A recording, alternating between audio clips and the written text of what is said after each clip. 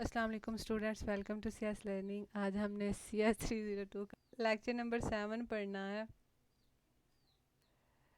Lecture number 6 में पिछली दफ़ा हमने क्या पढ़ा था उसको ज़रा रिव्यू करते हैं। लेक्चर 6 में हमने इंटीग्रेटेड सर्किट आईसीएस ट्रांजिस्टर देखे थे, implementation technology, switching speed, power dissipation, circuit density और C MOS, T T L, E C L, P MOS, N MOS, E two सी मॉस के जस्ट नाम ही देखे थे। आज हमने इनको डिटेल में देखना है। उसके बाद ऑपरेशनल करैक्टरिस्टिक्स देखे थे, DC supply voltage, noise margin, power dissipation, frequency response, fan out, इनको भी आज के लेक्चर में हम देखेंगे। टीटीएल सीरीज़ में क्या होता है? टीटीएल के अंदर हमने देखा था कि ये सबसे ज़्यादा यूज़ होने वाली टेक्नोलॉजी है। इसमें फास्ट स्विचिंग स्पीड होती है और पावर कंजम्पशन सबसे ज़्यादा होती है। सी मोस जो है वो भी एक्सटेंसली यूज़ हो रही होती है, लेकिन उसमें लेस पावर कंजम्पशन होती है और उसकी स्विचिंग स्पीड भी लो होती है as compare to TTL. TTL की ज़्यादा स्पीड होती है। उसके बाद ईसीएल है, जिसके अंदर हम लोग स्विचिंग स्पीड जो है वो प्राइम इंपॉर्टेंट होती है और उसमें ट्रांसमिशन की स्पीड भी हाई होती है, मेमोरी अरिथमेटिक यूनिट की भी हाई होते हैं। उसके बाद पी मॉस और एन मॉस है।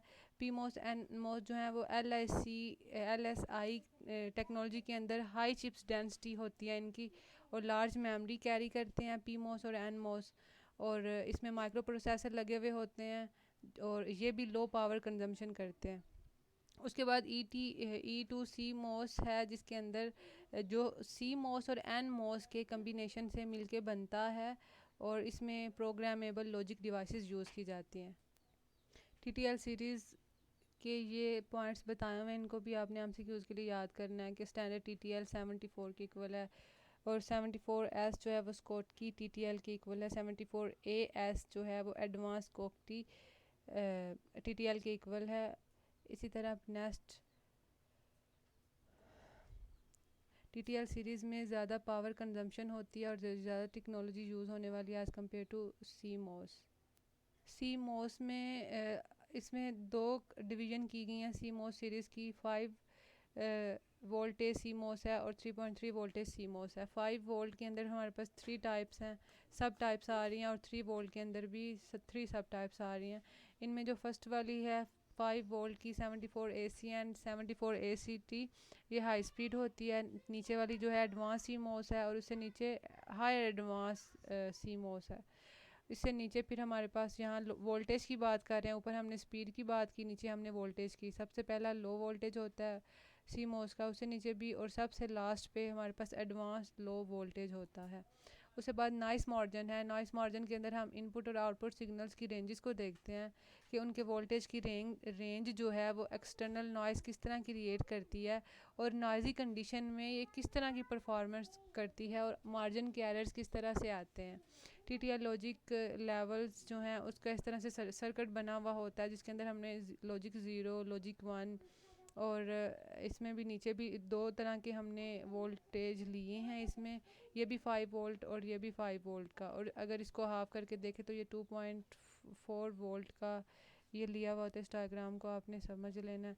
इससे नेक्स्ट हमारे पास सी मोस लॉजिक सर्किट जो टीटीएल था उसके अंदर हमारे पास दो दिए गए थे वोल्टेजेस। इसके अंदर हमारे पास जो है इसमें भी दो ही दिए गए हैं। ये 5 वोल्ट सी मोस के लिए है और ये 3.3 वोल्ट सी मोस के लिए है, क्योंकि सी मोस की दो डिवीजन थी।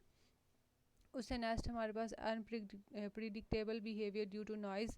अब नॉइज़ मार्जिन जो था उसकी ये डायग्राम है। ये एंड गेट बना हुआ है जिसमें दो इनपुट जा रहे हैं और एक आउटपुट हमारे पास आ रहा है। इसमें फर्स्ट इनपुट का वोल्टेज 4.2 है, दूसरे का 3.5 है। ओवरऑल जो है वो 3 वोल्ट इसका है। उसके बाद लॉजिक लेवल और नॉइज़ मार्जिन, ये इनके फार्मूलाज हैं। सबसे पहले फर्स्ट फार्मूला के अंदर हमारे पास जो मिनिमम आउटपुट हाइट है उसको माइनस करते हैं वोल्टेज की इनपुट हाइट मिनिमम को, और ये फर्स्ट फार्मूला बनता है। और ये एंड गेट के ज़रिए हमारे पास जुड़े हुए होते हैं। इसमें दो एंड गेट रिक्वायर हैं। और दूसरा जो है उसमें हमारे पास एक में मिनिमम लेते हैं इनपुट आउटपुट और नेक्स्ट में जो है वो मैक्सिमम इनपुट आउटपुट लेते हैं। उसी फार्मूला को यूज़ करते हुए ये नॉइज़ मार्जिन के कुछ कैलकुलेशन परफॉर्म की गई हैं। अगर VOH मिनिमम की वैल्यू 4.4 हो और इसकी वैल्यू 3.5 हो तो उनका डिफरेंस हमारे पास ये आ जाएगा। CMOS नॉइज़ के मार्जिन में भी वही फार्मूलाज लगे हुए हैं और TTL नॉइज़ मार्जिन में भी वही फार्मूलाज यूज़ हुए हुए हैं। अब पावर डिसिपेशन क्या है?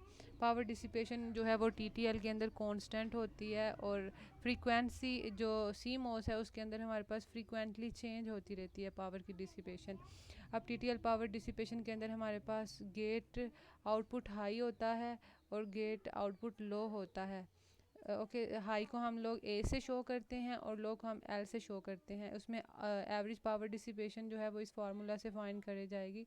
इसमें PCC इक्वल होगा VCC ICC के और फिर PCC इक्वल होगा VCC के और I जो है वो I प्लस I के इक्वल होगा, जिसमें हमारे पास एक हाई रेंज में है और एक लो रेंज में है। इनको मल्टीप्लाई करने से डिवाइड कर देंगे 2 के साथ, तो TTL की पावर डिसिपेशन का फार्मूला है ये।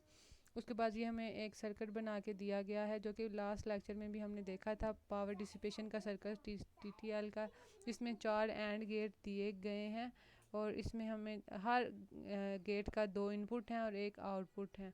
तो इसमें टोटल 4 जो है 4 को 2 से करें तो 8 इनपुट्स बन जाएंगे। CMOS पावर डिसिपेशन का अब कौन सा फार्मूला है तो उसका ये दिया गया है, PD is equal to CPD plus CL। PD जो है वो पावर डिसिपेशन है और L जो है वो लो लेवल पे है। और इसमें नीचे उन्होंने बताया हुआ CPD का मतलब है कि ये इंटरनल पावर डिसिपेशन कैपेसिटी है, CL का मतलब है एक्सटर्नल लोड डिसिपेशन कैपेसिटी है, VDD का मतलब है सप्लाई वोल्टेज इसका क्या है, और F का मतलब है कि फ्रीक्वेंटली आउटपुट सिग्नल ये हमें देती है। क्रॉस पावर डिसिपेशन का ये फार्मूला है जो आपने याद करना है इसमें। उसके बाद propagation delay and frequency response next इसका कैरेक्टरिस्टिक्स है। डिले का मतलब है कि लेट हो जाना, देर हो जाना। Propagation delay limit frequencies eight which get can operate, कहते हैं ये वो वाली फ्रीक्वेंसीज की लिमिट है जिसके ऊपर हम लोग गेट्स ऑपरेट करते हैं, गेट्स बनाते हैं। गेट्स आपने देखा था एंड गेट, और गेट और नॉट गेट है। ये हमें जो दिया गया है प्रोपागेशन डिले की एक नॉट गेट दिया गया है जिसमें एक हमारे पास इनपुट होता है और एक ही आउटपुट होता है। इसके आगे ये एक बबल लगा होता है जिससे हमें पता चलता है कि ये हमारे पास नॉट गेट है। इसी तरह एंड गेट का अगर प्रोपागेशन डिले देखा जाए तो इसमें हमारे पास 2 इनपुट होते हैं और एक आउटपुट होता है। 50% एक इनपुट, 50% एक इनपुट। स्पीड पावर डिसिपेशन जो है इसमें वो कहता है कि इसका जो यूनिट होता है वो J होता है जिसको जूलस कहते हैं, और इसमें लो SP प्रोडक्ट जो है वो अच्छे तरीके से परफॉर्मेंस सर अंजाम देती है। उसके बाद फ़ैन आउट जो लास्ट कैरेक्टरिस्टिक्स था इसमें कहता है सेम नंबर ऑफ़ सीरीज़ होते हैं गेट्स के, और इसमें जो TTL सर्किट हैं वो फिक्स्ड होते हैं और CMOS सर्किट जो हैं वो ऑपरेशनल फ्रीक्वेंसी से रिलेट करते हैं। फ़ैन आउट जो है वो डिक्रीज़ करता है अगर उसकी फ्रीक्वेंसी इंक्रीज़ होती जाए। इसे next fan out TTL load का ये सर्किट दिया गया जिसमें हमें 2 गेट जो हैं वो लगाए गए हैं, जिसमें एक ड्राइवर का एंड गेट लगा है और दूसरा लोड गेट इसका लगा है।